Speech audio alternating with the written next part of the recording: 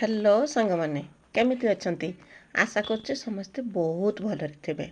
आपण समस्त को मो तरफ जय गुरु ठाकुर डाकुचे आपण भलरे रुहतु सुस्थ रुहतु आपणकर पूरा दिनटी मंगलमय हो आ भलरे भलरे कटि जाऊ। तो मु भी भलरे अच्छे सबुदिन भाया गोटे सुंदर ब्लॉग आरंभ आ सुंदर ब्लॉग को मु पुष्प आपण समस्त को स्वागत करुच्ची।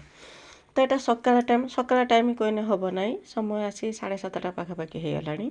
तो उठिली तो केतबेले उठिली किंतु काम करने बिल्कुल भी इच्छा होतलानी क्या जो देह खराब कथा जो कहतुनी मेडिसिन खाइला टिके कमी हो पुणी जे को से रकम हो माने मेडिसिन पावर कमीगला बेलू पुणी आरंभ हो रकम देह खराब।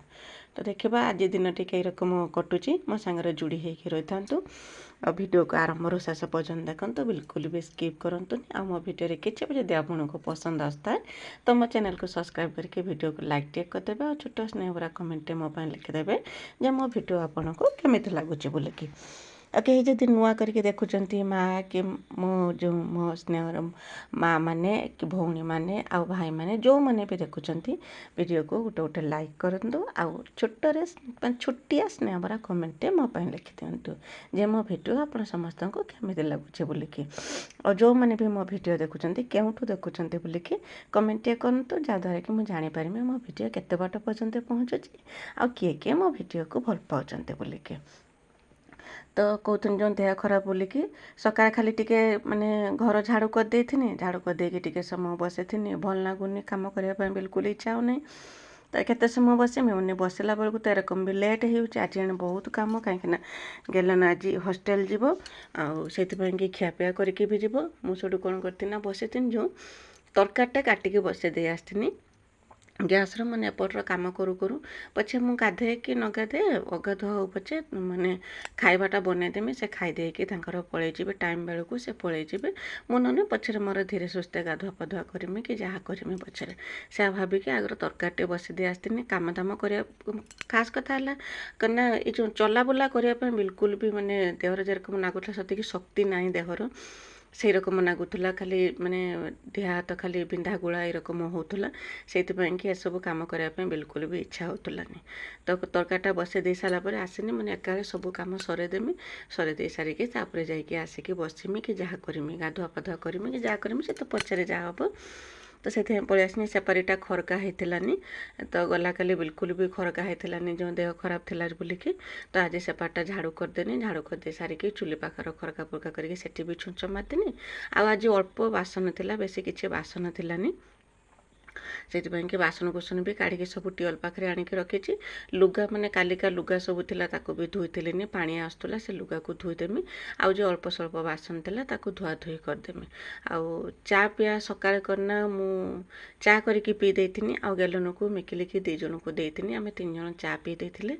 बाबा किंतु चा पीथिलेनी बाबा जाइथिले करना गेलन जो स्कूल कॉलेज यूनिफॉर्म जो बनवाई कि दिखाई आने जाते दिनिके आसने से नहीं कि जीव आपाई बाबा से पलैते मु चा बन देती आम गेलन मिकिली मु आम 3 जन चा पी देते आम बासन धोईकी आसला बेलू बाबा कौन करते ना जो यूनिफॉर्म जो आने जाते आसिक पहुँची आ भितर करना मुझे तरकारी बसई देती कम भी करूए मझे मझे आसिक तरकारी भी देखुए आसी आसिक पहुँचा से बासन कुसन धोईकी आसिक देखला बेलू तरकारी भी मोर रेडी होता तरकारी की उल्हे देती उल्हे दे सारिकी गेलन पिंधिकी देखौला जे ता यूनिफॉर्मटा केरकम ताकू हेची कि न हेची माने ताकू ठीक ठाक होची कि न होचे माने पिंधिकी चख करतुला तापरे करना से पूरा गाधे पाधे बाहरी भी जीवा पाइंकी सेते बेलू 8:30 कि 9टा पाखापाखि समय होता मुझे जानी से 10टा बेले से जाइए आउ तार भितर करना से पर्यंत मुझे गाधे आज जहाँ भी किसी रोषे बनई सब करना अगाधुआ ही बनई मत तो देह तो भल लगुनि काल धीमे धीमे कम करता टिके कम करता टिके बसुता यम करके कम सब सर आठी सब कम सारिकी आसला बेलू तरकारी भी होता तरकारीटा को बन देकी रखीदे आसनी करना रुटी करने। तो जेहेतु बाबा आसिक देखिले मु गाधुआ पाधुआ करना बोलिकी तो बाबा जाइए गाधेवाई कि बाबा तंकर गाधे पाधे आसिले आ मु तार भितर कौन करती ना रुटी बन देती आ से खाई देते। ଆଉ ମୁଁ ତରକାରୀ କରିସାରିକି ରୁଟି ବନେଇବା ପାଇଁ ଯାଉଛି, ଗ୍ୟାଲନ୍ ମାନେ ଡାକରା ଆସିଲା ଯେ ମୋ ଲୁଗାପଟା କେଇଠି ଅଛି ମୁଁ ବିଲକୁଲ ବି ପାଉନାହିଁ, ମୋତେ ଖୋଜିଦିଅ। ତ ଏ ଯେଉଁ ମାନେ ଲୁଗା ସବୁ ସଫା କରିବା ପାଇଁକି ଯେତେବେଳେ ହଷ୍ଟେଲରୁ ଆସିଲା ସବୁ ଧିନିକି ପଳେଇ ଆସିଥିଲା।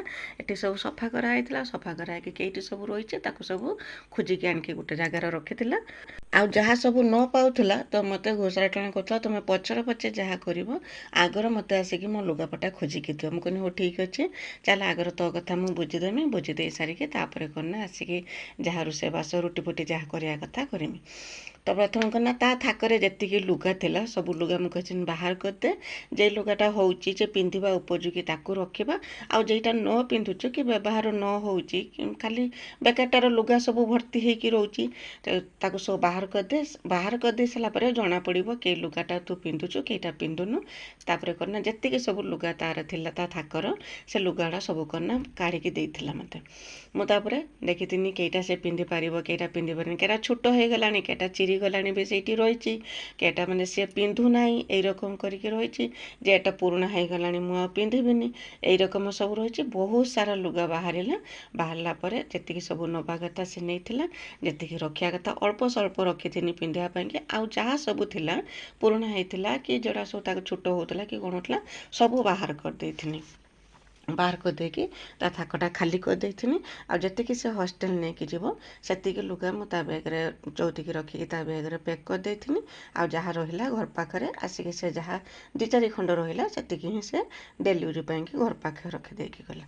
ବାସ୍ ଏଇରକମ ସେଇଠି ବି ବହୁତ ସମୟ ଲାଗିଯାଇଥିଲା। ଛୁଆ ତ ଥିବେ ମାନେ ଏଇରକମ ହବ ହିଁ ହବ, ସବୁ ଅଳିଆ କରିକି ଯେତେ ଗୁଛେଇକି ରଖିନେବି ସବୁ ଅଳିଆ କରିକି ଗୋଟେ ଲୁଗା ସେଠୁ ଯଦି ବାହାର କରିବେ 3-4 ଖଣ୍ଡ ଲୁଗା ବାହାର କରିବେ। ଖାଲି ଛୁଆ କ'ଣ ବାବା ବି ସେଇ ରକମ, ବାବାଙ୍କ ଲୁଗା ବାଗେଇକି ମୁଁ ଯାକ ଗୋଟିଏ ଜାଗାରେ ରଖିଦେମି କି ଏଇ ଜାଗାରେ ତମ ଲୁଗାପଟା ଅଛି ଏଇଠୁ କାଢ଼ିବ ପୁଣି ଏଇଠି ଆଣିକି ରଖିବ, ଏଇଠୁ ବାହାର କରିକି ପିନ୍ଧି ଆଉ କିଛି ଅସୁବିଧା ହେବନି ପିନ୍ଧିବା ପାଇଁକି କି ପିନ୍ଧିଲା ବେଳେ ଖୋଜିବା ପାଇଁକି କିଛି ଅସୁବିଧା ହେବନି। କିନ୍ତୁ ସେତେ ହେଇପାରିବନି, ସେ କ'ଣ ନା ଲୁଗାଟା ବାହାର କରିକି ନେବେ ପିନ୍ଧିବା ପାଇଁକା, ପିନ୍ଧି ଦେଇକି କେଇଠି ମାନେ କେଇଠି ପକେଇଥିବେ, ପୁଣି ଯେତିକି ଦରକାର ହେବ ସେତେବେଳେ ଖୋଜା ଚାଲିଥିବ। ବାସ୍ ଏଇ ରକମ। ସେଇଥିପାଇଁକି ସବୁବେଳେ ଆମ ଘର ଭିତରେ ଲୁଗା ପଡ଼ିଥିବ ହିଁ ପଡ଼ିଥିବ। ତାପରେ ସେଠୁ ପଳେଇ ଆସିଥିନି, ପଳେଇ ଆସିକି ରୁଟି ବନେଇ ଦେଇଥିନି। ରୁଟି ବନେଇ ଦେଇଥିନି, ତରକାରୀ ତ ହେଇଯାଇଥିଲା ମୋର। ରୁଟି ତରକାରୀ ଖାଇ ଦେଇକି ବାବା ତାରି ଭିତରେ ଠାକୁର ପୂଜା ସରେଇ ଦେଇଥିଲେ, ଆଉ ତାଙ୍କୁ ଖାଇତେ ଦେଇ ଦେଇଥିନି। ଆଉ ସେ ବାପ ପୁଅ 2 ଜଣ ଯାଇଥିଲେ, ବାବା ଯାଇଥିଲେ ଗେଲେନକୁ ଛାଡ଼ିବା ପାଇଁକି ହଷ୍ଟେଲ ଛାଡ଼ିବା ପାଇଁକି ଯାଇଥିଲେ, ଆଉ ମିକିଲି ବି ଖିଆପିଆ ସରେଇ ଦେଇକି ସ୍କୁଲ ପଳେଇଥିଲା। ସେତେବେଳକୁ 10ଟା ବାଜିଯାଇଥିଲା ମୁଁ ଗାଧେଇଲା ବେଳକୁ। ମୁଁ ଗାଧେଇଥିଲିନି, ସେ ଗଲା ପରେ ମୁଁ ଆସିଥିନି, ଆସିକି ଗାଧୁଆ ପାଧୁଆ କରିଥିନି। ଠାକୁର ପୂଜା ତ ବାବା କରିଦେଇଥିଲେ, ଗାଧୁଆ ପାଧୁଆ କରିକି ଜଳଖିଆ ଗଣ୍ଡେ ଖାଇ ଦେଇଥିନି। ମୋତେ ଆଉ ରୁଟି ଖାଇବା ପାଇଁକି ଭଲ ଲାଗିଲାନି, ମୁଁ ଜଳଖିଆ ଗଣ୍ଡେ ଖାଇ ଦେଇଥିନି। କାହିଁକିନା ପଖାଳ ଖାଇବା ଲୋକ ତ, ପଖାଳ ନ ଖାଇଲା ବେଳକୁ ରୁଟି ଖାଇଲା 2 ଟାଇମ୍ ରୁଟି ଖାଇଲା ବେଳକୁ ମୋତେ ବିଲକୁଲ ବି ଭଲ ଲାଗୁନି। ଜଳଖିଆରେ କରନା ମୁଁ ମୁଢ଼ି ଖାଇଥିନି। ମୁଢ଼ି ମୋତେ କହିଲେ ରୁଟି ଖାଇଲୁନି, ମାନେ ମୋତେ ଭଲ ଲାଗୁନି। ସକାଳେ ରୁଟି ରାତିରେ ରୁଟି ଆଉ ଦ୍ୱିପହରେ ଭାତ ମୋତେ ଭଲ ଲାଗୁନି, ପଖାଳ ନହେଲେ ମୋତେ ଭଲ ଲାଗିବନି। ମାନେ ମୁଢ଼ି ଗଣ୍ଡେ ଖାଇ ଦେଇକି ପାଣି ପିଇଦେନେ ମୋତେ ଟିକେ ଶାନ୍ତି ଲାଗିବ ନା, ଯେରକମ ପଖାଳ ଖାଇଛି ବୋଲିକି। ତ ଖିଆପିଆ ସରିଗଲା, ସରିଗଲା ପରେ କରନା 10ଟା ତ ହେଇଥିଲା, ଆଉ ରାନ୍ଧିବା ପାଇଁକି ବି ସମସ୍ତେ ମାନେ 11ଟା ହେଇଯାଉ, 11ଟା ହେଇଗଲେ ଟିକେ ସମୟ ରେଷ୍ଟ ନେମି କହିକି ମୁଁ କରନା ପଳେଇ ଆସିଥିନି। ମେଡ଼ିସିନ ଖାଇଥିନି, ଖାଇକି 10 ମିନିଟ୍ ଖଣ୍ଡେ ହେବ ବସିଥିନି। ବସିକି ତାପରେ କ'ଣ କରିଥିନି ନା କିଚେନଟା ବହୁତ ଅସନା ହେଇଯାଇଥିଲା। ବହୁତ ଦିନରୁ ସେଟାକୁ ଭାବୁଛି ସଫା କରିମି ସଫା କରିମି, କିନ୍ତୁ ପାଗ ଯୋଗୁଁ ହେଉଥିଲାନି ସଫା କରିବା ପାଇଁକି।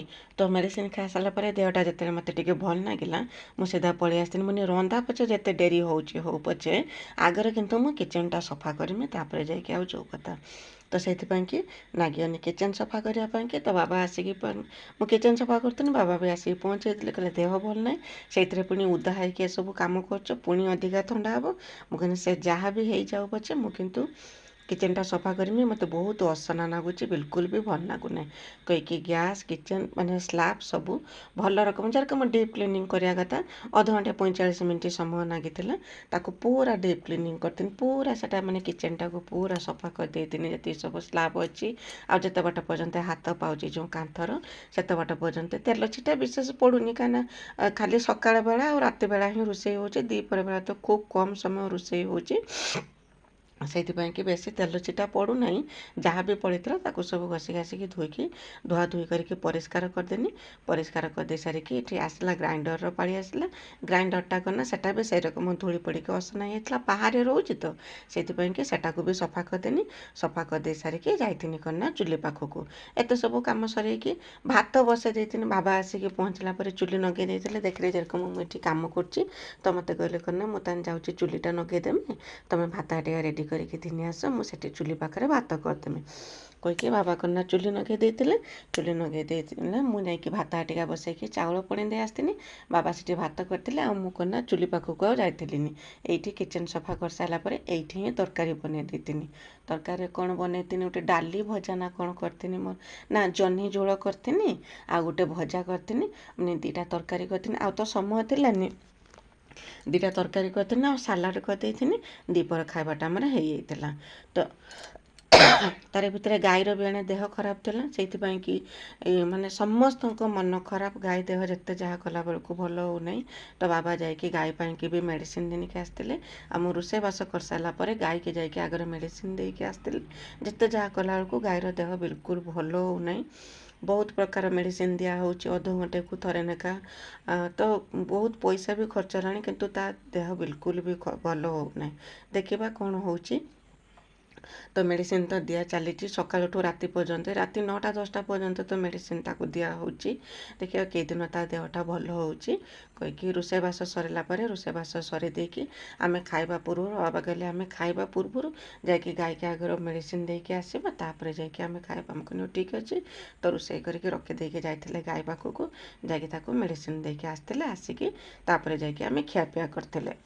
ଆଉ କ'ଣ ନା ବାବା ଯାଇଥିଲେ ଗେଲନକୁ ହଷ୍ଟେଲ ଛାଡ଼ିବା ପାଇଁକି, ଆସିଲା ବେଳକୁ ମୋ ପାଇଁକି ବି ମେଡ଼ିସିନ ଆଣିଥିଲେ। ଆଗରୁ ଯେ ମେଡ଼ିସିନ ଖାଉଥିଲେ ସେ ମେଡ଼ିସିନ କିଛି କାମ କରୁଥିଲାନି, କାହିଁକିନା ମେଡ଼ିସିନ ଖାଇଦେବ ସାଙ୍ଗେ ସାଙ୍ଗେ ଭଲ ଲାଗିବ, ତାପରେ ପୁଣି କ'ଣ ନା କିଛି ସମୟ ଗଲା ପରେ ପୁଣି ଯେଇ କଥାକୁ ସେଇ କଥା, ସେଇ ରକମ ହେଉଥିଲା। ତ ବାବା ଯାଇକି କ'ଣ ନା ମୋ ପାଇଁକି ବି ମେଡ଼ିସିନ ଦେଇକି ଆସିଥିଲେ, ଗାଈ ପାଇଁକି ବି ମୋ ପାଇଁ ମେଡ଼ିସିନ ଦେଇକି ଆସିକି ପହଞ୍ଚନ୍ତି। ତାପରେ ଦେଖିଲା ବେଳକୁ ପୁଣି ଯାଇକି ଗାଈ ପାଇଁକି ବି ମେଡ଼ିସିନ ଦେଇକି ଆସିଲେ। ଆଉ ଆସିଲା ପରେ ଗାଈକି ଆମେ ମେଡ଼ିସିନ ଦେଇଥିଲେ। ଦେଇ ସାରିକି ତାପରେ ଆସିଥିଲେ ଖାଇବା ପାଇଁକି। ଖାଇବା ତ ମୁଁ ଆଉ ବେଶୀ କିଛି ତରକାରୀ କରିଥିଲିନି, ଜହ୍ନି ଝୋଳ ଆଉ ଗୋଟେ ଭଜା, କଲରା ବୋଇତାଳୁ ଆଳୁର ଭଜା କରିଥିନି, ଆଉ କ'ଣ ନା ସାଲାଡ଼ କରିଦେଇଥିନି। ଆଉ ଖିଆପିଆ ସରିଛି। ତାପରେ ଦେଖିପାରୁଥିବେ କେରକମ ଆସିଗଲା ମେଘ, ପୁରା ଅନ୍ଧାର କରିକି ମେଘ ଆସିଥିଲା। ଆଉ ଆସିକି କ'ଣ ନା ମୁଁ ଆଉ କିଛି କାମ ଦାମ କରିଥିଲିନି, ବାସନକୁସନ ଧୁଆଧୁଇ କରିଦେଇକି ଆସିକି ରେଷ୍ଟ ନେଇଥିଲି। ବାସ୍ ଆଜି ଦିନଟି ଏମିତି କଟିଥିଲା। ତାପରେ କ'ଣ ନା ବର୍ଷା ପୁରା ଢାଳି ଦେଇଯାଇଥିଲା, ଗୋଟେ ଅସରା ବର୍ଷା। ମୁଁ ଯାଇକି ସନ୍ଧ୍ୟା ସମୟକୁ ଉଠିଥିନି, ଉଠିକି ଘରଦ୍ୱାର ଖରକା ଫୁର୍କା କରିକି ସନ୍ଧ୍ୟା ଦେଇଥିନି। ବାସ୍ ଆଜି ଦିନଟି ଏମିତି କଟିଥିଲା। ଆଜି ପାଇଁକି ରହୁଛି ବାଏ ବାଏ, ଜୟ ଗୁରୁ।